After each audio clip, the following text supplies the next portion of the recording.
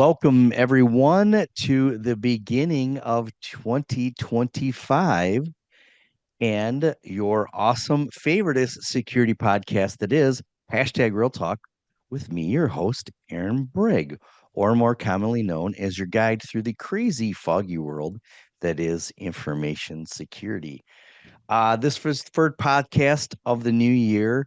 I am super excited because the guest today, I've been trying to corral him into to being on the podcast for a while. He also happened to be one of our CloudCon speakers, our in-person speakers this year, and did a phenomenal job with that. So today's topic is, rethinking threat intelligence in 2025.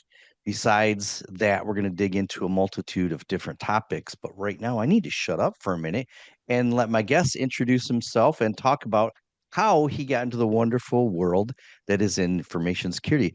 Justin, go ahead. I'm Justin Lentz. I am also in the West Michigan area, living in a suburb of Grand Rapids. Did not grow up there, but moved out here. Went to school, got learning forensics, digital forensics, and then have worked a few different areas and stuff. I've been in IT. I've been doing internal security, for a company before, and now I'm working primarily incident response and threat intelligence for a company for Solis Security in Texas. So it's been a bit of a journey, but I think overall I've got a lot of different experiences. I think I seem to be staying close to the insurance world, as that seems to be the trend right now. Is It's all about risk, which fits into threat intelligence and a lot of the things I think that we're going to talk about today. Yes, it does. All right. We got a lot of questions and topics to go over, so I want to jump right in. So, in your space, right, you in this day and age of threat intelligence, there's so much marketing out there. No offense to Kron. But, so it's hard to, when you're a smaller company, right? Because we focus on small and medium businesses, it's easy to get flooded with all of this information on threat intel. And you need to do X, Y, and Z. And you obviously have, these Fortune 500 companies that do threat intelligence, and you can get so easily overwhelmed.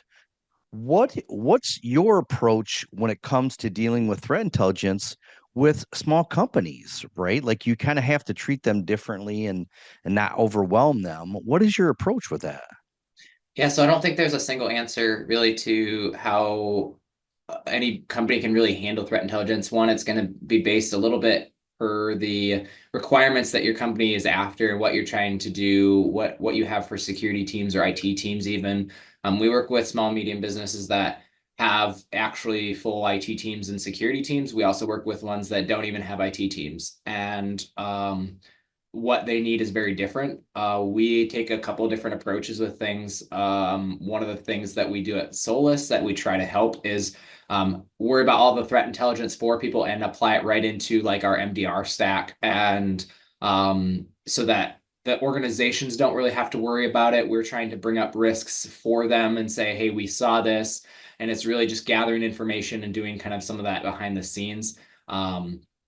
Other organizations like the consulting aspect of like, hey, I want to know what vulnerabilities are trending. I want to know what the highest risks are for my business or for my industry. I want to know some of those different things. I think the most common place for threat intelligence that every organization should be aware of is leaked credentials, the credentials that are being stolen and leaked online or sold online. These are things that should be triggering some sort of process workflow in your business to basically reset credentials for those users, or having user education to, hey, like, let's not use winter 2024 as our password, right? It happens every time. Like they're the weakest part of the security. And so like, it's something that threat intelligence can help with that. But it's not the end all be all for it. I think beyond that, as you get into larger organizations, it really depends. Everyone's going to do it differently. I don't think there's a right or wrong way to do threat intelligence. It so much depends on what you're after, what information you're after, and what it is you're trying to protect. Which is cool. I mean, that's refreshing to hear that honesty, right? Because a lot of times when you're concerned about, sales, right? The pressure of sales, pressure of like showing that value because a lot of these products can be pretty expensive for you guys to have that honesty and focus more on what matters, right? I do like the fact that you take those different approaches depending on, the maturity. I guess what is different when it comes to a client that has some experience with threat intelligence versus ones that don't, right? Do you treat it more like, hey, this is a learning opportunity with the ones that are just getting into it and putting their feet wet, as opposed to, obviously more advanced stuff with some that have experience?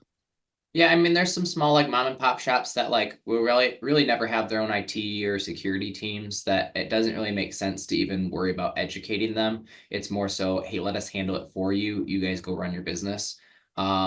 Then there's companies that are trying to build their own security teams or the capability to kind of do some of it in-house or be able to at least understand it and work with their partners, with their MSPs, MSSPs, and different consultant firms, and those ones are where the education comes in, or being able to say, hey, like we can help you here, or this is something you should go look at. I know when we work with incident response, sometimes it's just, hey, I'll point you in the right direction. Then if you guys want to like do more research or have more questions, you can ask and we can chat about it more. But a lot of it's just like, hey, here's what we know, and like you can kind of pass some of that along. Um, I think the big thing is like I don't think that threat intelligence really makes sense for every company. And some people out there will say that every company should have security teams and threat intelligence teams and all of that. There's a I lot don't of know. It costs a skill. lot of money. Yeah, there's a lot of skill that goes into it, and there's a lot of data that goes into it. And to be able to do it well and effectively for your organization, it can be challenging. So it's finding the balance of like what makes sense again. But yeah, I think in the end, it's kind of trying to educate where you can, and then when it doesn't make sense you just kind of say, hey, like this is our recommendations, and kind of skipping the threat intel piece, that like the analysis side of it, and just saying here's our recommendations based on what we know, right? And making sure that they can kind of move forward with good recommendations. And sometimes it's not putting the data in front of them where they have to do that analysis and come up with the recommendations, but just saying, hey, we've done analysis, and based on everything we see, like this is what we recommend. Which is kind of key, right? Because I think one advantage that you guys would have over a larger competitor is the fact that, one of their selling points, right, is going to be, oh, we work with these 50 companies, right? And we're getting, all of this information all at once, and we'll be able to get you absolutely up to date with every single attack that's happening out there.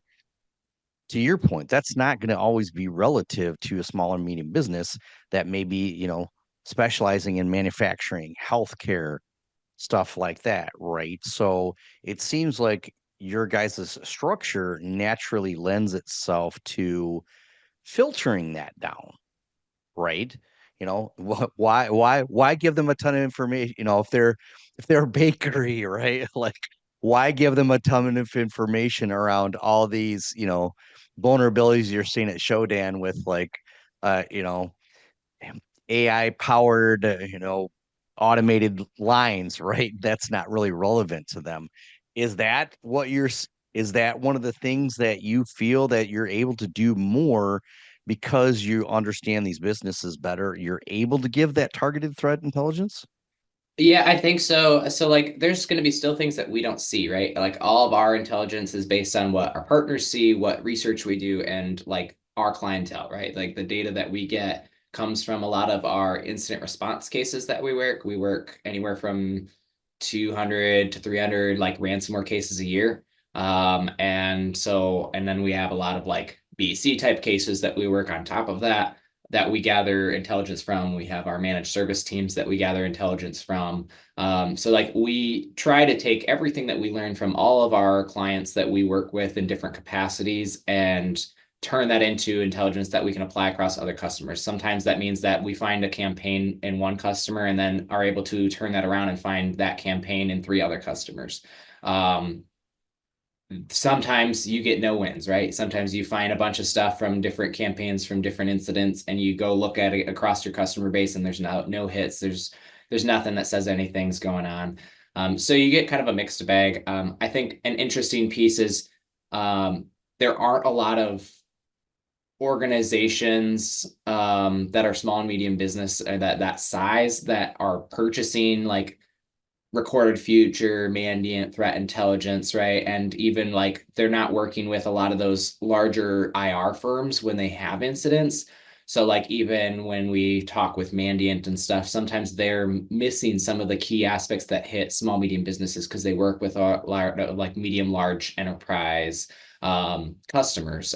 And so like it all comes down to visibility, but they see different things than we do, and sometimes it's piecing all of it together.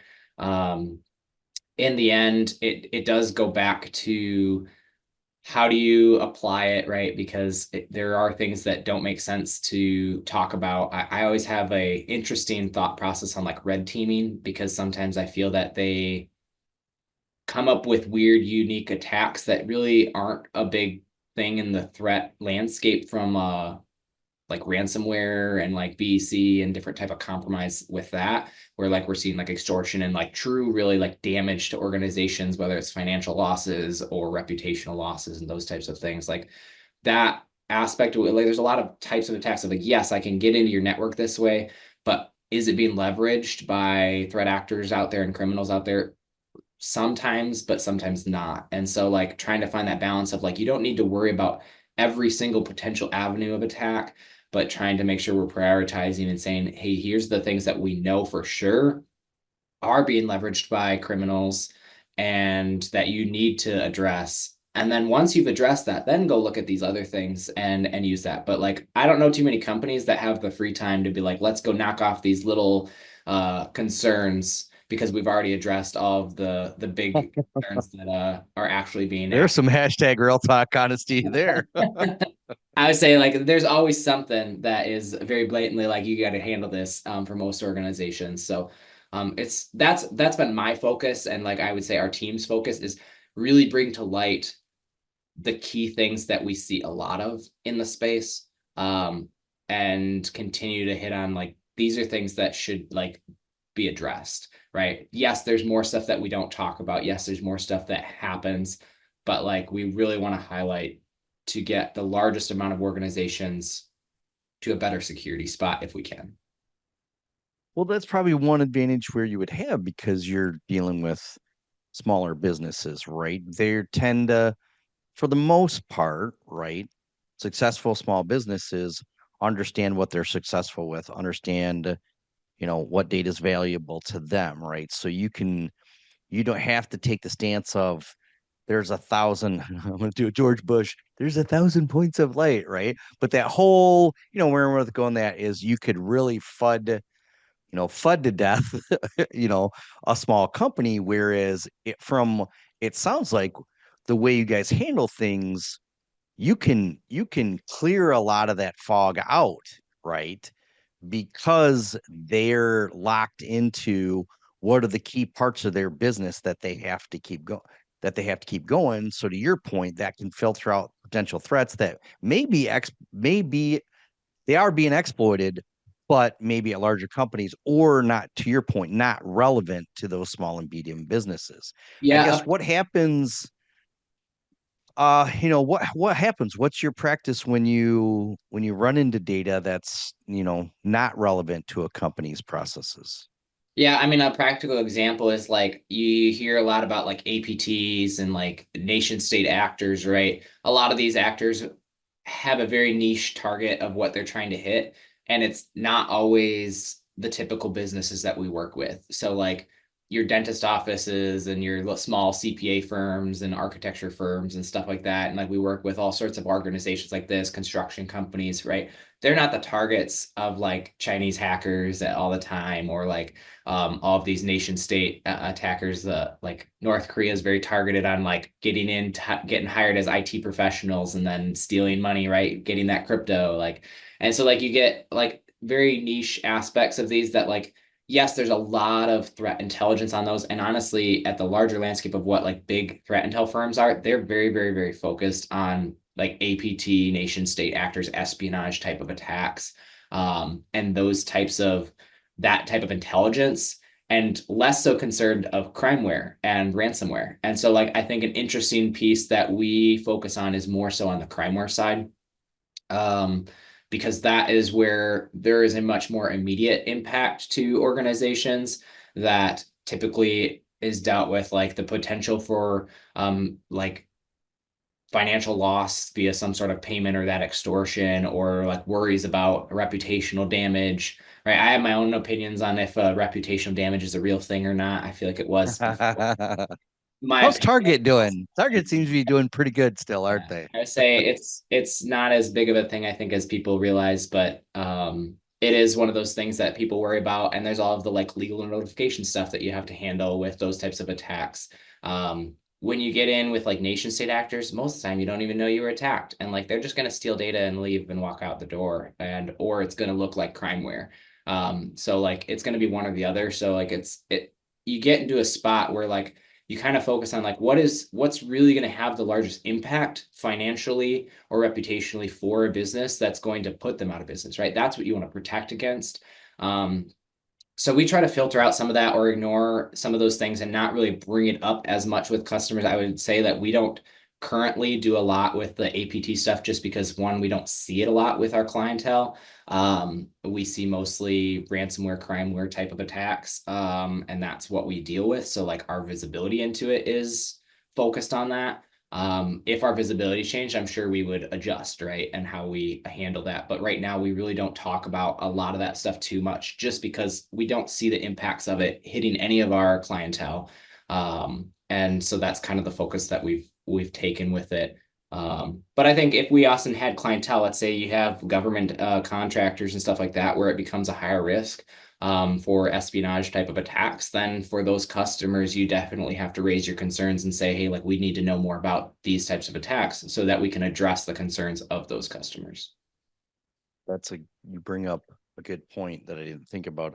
Um, because that's another way to show value. And where I'm going with my train of thought on that is even in healthcare, well, probably especially in healthcare, right, as we're looking at different budget constraints.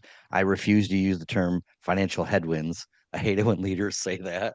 Like it's cool once or twice, but when you use the term financial headwinds 50 million times, you're actually starting to make us mad. So just, the times are a little rough, budget's tightening, that kind of stuff.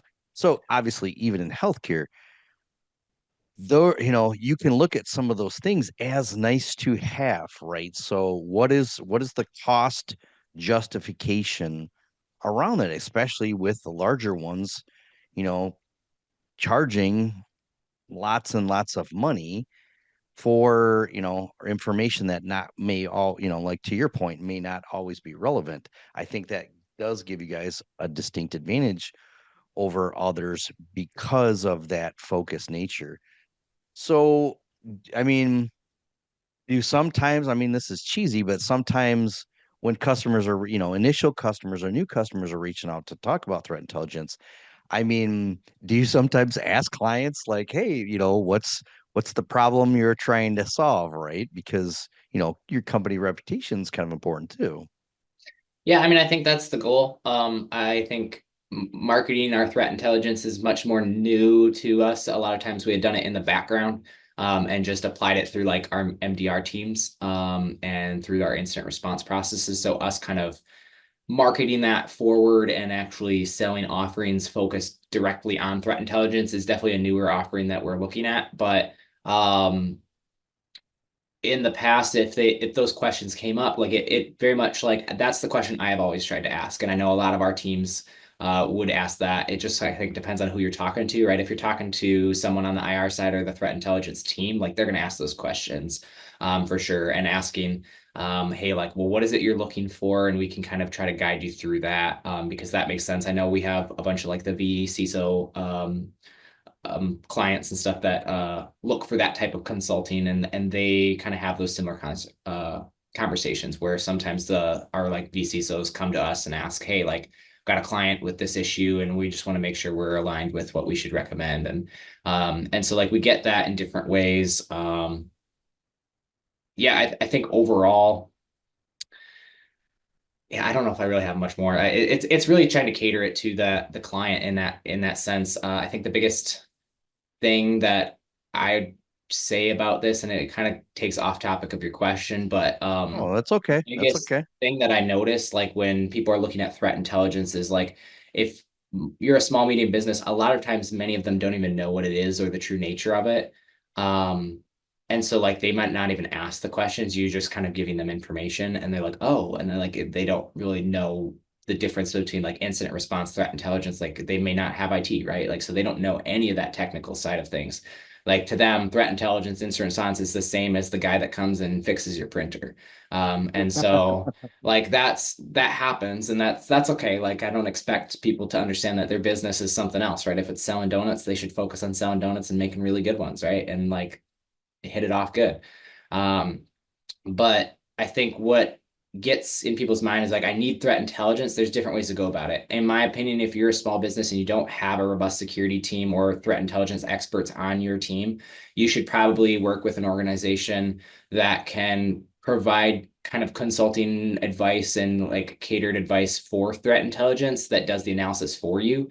Um, Versus if you're buying like feeds from like Mandiant, Recorded Future, or some other firm, their data is good, right? Like they have good data in those feeds, but it requires a lot of analysis and a lot of knowledge of what to do with that, right? Because I can get a bunch of information of seeing all the stuff that's being talked about on the dark web and talked about and sold and all this kind of stuff. And maybe the quick wins are the hey, our creds were leaked or whatever, or there was a domain that was spun up that looks like ours.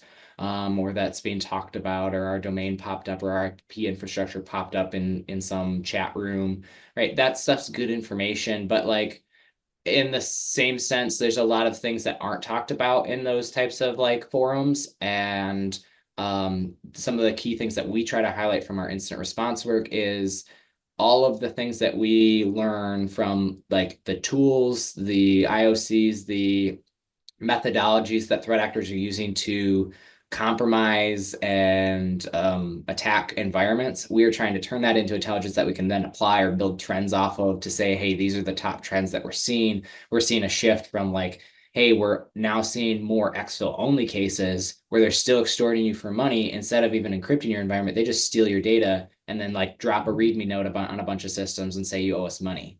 And organizations still pay because of that reputational damage that they're worried about, right? Right, And so right. like there's a lot of that. Like you're not going to get that from a Mandiant feed or a recorded future feed. Any kind of IOC feed you're going to buy is not going to have that kind of intelligence, right? So like it all comes back to like what are you looking for, right? If that's the information you're looking for, you're not going to get that. But if you're looking just for leaked creds, then maybe buying one of those feeds from one of those organizations works well for your organization. So it does come back to what is it you're looking for, because there's different things that you can do with that data. And like even like we've looked at like some of those feeds and different things in the data that they have, and it all requires us to spend a lot of time to apply analysis. So like even like if we were to get recorded future and say, hey, like give us all of your right threat intelligence data, like it's not directly applicable, and I can't just turn it around and say, here, it's going to make our clients better. Like I have to do a Right. bunch of analysis to see and look at things to understand and say, hey, pull something out to say, I think this threat actor is doing something's new.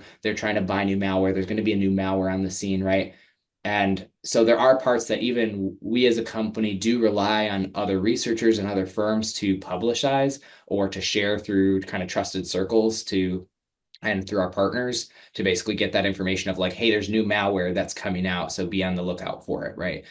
That's not always something that we are trying to stay on the forefront for unless we find that new malware in a client's environment, then we start chasing it down. That makes sense.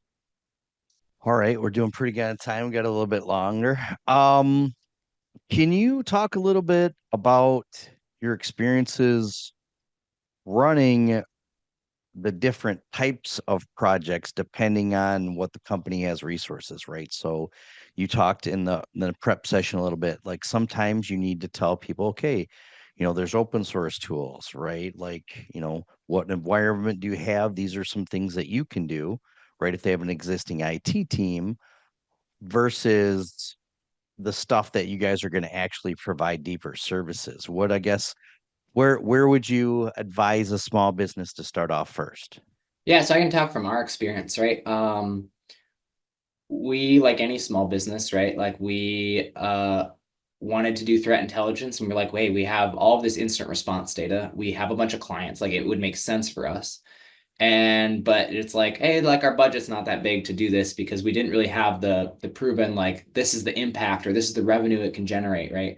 And I think that's the hard thing that a lot of other organizations would see too, because like if you're a hospital and you're saying, hey, we need threat intelligence, and you're like, but what revenue is it going to bring in, right? We're going to spend all this money, but it generates no revenue. And also we have to hire people to do it. And so now it's just cost on cost, right? And so that was an issue we ran into. And we looked at a bunch of actually different threat intelligence platforms, or sometimes you'll hear them referred to as tips, um, and that we could basically put our own data into. We also looked at a couple that like came with their own data feeds that we could also add our own data into. All of them were very quite expensive and didn't really fit our use case. Part of the reason is like since most of our data comes from like manual forensic analysis, like analysts actually digging through the manual forensic artifacts every day. A lot of these platforms were built to hook up your EDR, your SIM, and all this stuff and just feed IOCs and stuff like that into it. And our use case is very different. And so, like, we had to pivot around and we ended up actually using an open source tool called OpenCTI. And giving that a try. And there was even a lot of unique things that we had to do differently than what they recommended with that because of just how unique our use cases are with how we gather our data. So we ran into a lot of issues with gathering the data. Like all the projects that I've run is like on data ingestion and the gathering of like, hey, how do I get data from our forensics team to our platform? Where do we do QA on it to make sure that it's quality data? And now we're in the phase of like manipulating that data in the platform to deliver it actually to customers. We've created feeds and so on to like feed into our own tools. And then it's like, all right, now how do we disseminate this out to customers? If someone says, hey, I want to buy a feed of this data, or I want to get reports on specific trends, we're building that out now to see like how does that come and piece together. I would say that it had its challenges. We went the route of like on-prem, or well, like it wasn't really on-prem. We built it in the cloud, in Azure and everything, but like it was one of those that we had done open source. We eventually got the buy-in to switch to the SaaS hosted version, which is much nicer because now we're not worrying about updates, right? There was all the IT Right. aspect of things of managing the server plus doing all the analysis side and data ingestion side. So like those are all things that like although OpenCTI was cheap as an open source and the actual cost of it wasn't too bad, there was just a lot of like regular maintenance tasks that was resource intensive of like people wise. And that created its own challenges. So those are all things I think that people have to consider as they go through, which is why I was like doing your own program isn't always for everyone. And it just depends on what you're looking for. I think there's better ways to, excuse me, do it. And like you can, if you have a SIM, you could probably get away with um, doing some level of threat intelligence through that by building some specific dashboards that tell you the information that you want without having to have a specific threat intel platform. On the other side, I think if you're looking for more, then you should kind of go down that route of either engaging with an organization that does a lot of that analysis and can help out, that sees a lot of customer um, or sees a lot of data from customers, or before you kind of say, hey, we want to build everything from the ground up. Because I think when you build everything from the ground up, you have to find your visibility somewhere. And I think for organizations that is challenging, and it really comes back to them being able to work and find partners and find similar organizations and other organizations that they can share data with. And I think that's its own conversation, that like data sharing is I think a very misunderstood of how to do it properly in like every industry. And I think that's a real challenging part of all of this. Well, because you kind of hit it on earlier, a, a type of threat or, IOC that you're seeing, you may be using a similar technology environment, but you're using it in a different way. So it's not that one to one, correlation. And when you talk about like, scalability, right? I'm sure that's another one. While you probably have some clients that are like, okay, I'm comfortable with this. This works for me. I kind of don't have to think about it. And then you have ones that you said have IT programs. So, they're going to learn, and they're going to get better. I guess what does have you ever seen, as we're getting close to the tail end of this, have you ever seen like, companies get addiction to this, right? Like they get in there and wanting to get more data, right? And, talk about like recent, CV discoveries and, do they ever want more? Like they get a little bit and do they want more? Yeah, I think that's the big thing that draws probably some of our customers into the services that we offer is because not only they pay for like MDR service, right? That managed detection response. We deploy EDR to a lot of our customers and manage those alerts, help escalate threats. And then if like something does turn into something, we have an internal IR team that it just jumps right over to that we can help them out with. And so like that's extremely useful, right? Like to be able to just engage with almost the same team, right? It's different teams internally, but like you're just working with one company that can like handle everything from start to finish. We have consulting of like all the way from that like BISO to managed detection and response to incident response and threat intelligence. And so we have different organizations that ask more questions than others that are like, yeah, we just need you to tell us when something's wrong. And then otherwise we don't want to hear from you. Right. And so I think I've heard good things from like our managed services teams when they kind of engage and like share information of what we've learned on like our incident response teams, and what we share internally with that, and like they can relay that to their customers, and then like they're like, oh, well, we really appreciate that because like we didn't realize this was a big thing, and we get customers coming in that have like open RDP and no MFA and all this kind of stuff still, and like and in 2025 and everyone still doesn't have MFA on their VPN, and it's one of these things that they're like, oh, I didn't realize that I should have done that. And I do laugh, but like I think it's serious. Like you get It's like still a small thing. businesses that they just didn't know. Like, Right. and um, we also, I think, work with some MSPs that really benefit from it. And that's some of the things that, like, since we kind of work with them to apply some of the security side of things, and then they can focus on applying the IT and pushing some of the security to all of their clients. And that way, we don't have to be able to interface with all of these small medium businesses, but we can interface with like an MSP and say, hey, like let's stack the security side and add that extra S on top of you guys, right? And so like that is another really good avenue that we can apply things to try to reach more organizations and have that impact.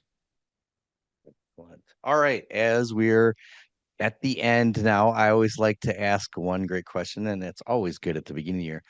What are you most hopeful for when it comes to like threat intelligence and you're seeing in information security going into 2025? What's one of your biggest hopes? Oh, internally, better data ingestion. But overall, um, I I am very hopeful to see a larger recognition of crimeware in the industry. I think for a long time, and you go to conferences about threat intelligence, there's so much focus on like espionage, APT, nation state type of attacks and threat intel. And very little of like, crimeware, it's whatever, right? It's not a big deal because it just depends on who you're selling to, right? And it's like the big guys are selling to the government, right? And the government cares about the espionage APT stuff. But from a economic perspective, the ransomware and crimeware ecosystem has a huge impact on economies worldwide. And so I have seen really positive things government wise with CISA and some of these organizations taking some really good strides at getting public information out. We work with partners there, and I really want to see that continue and improve. My optimism is to see data sharing get better and not be hiding behind like legal teams and people understanding what they can share and what they can't share.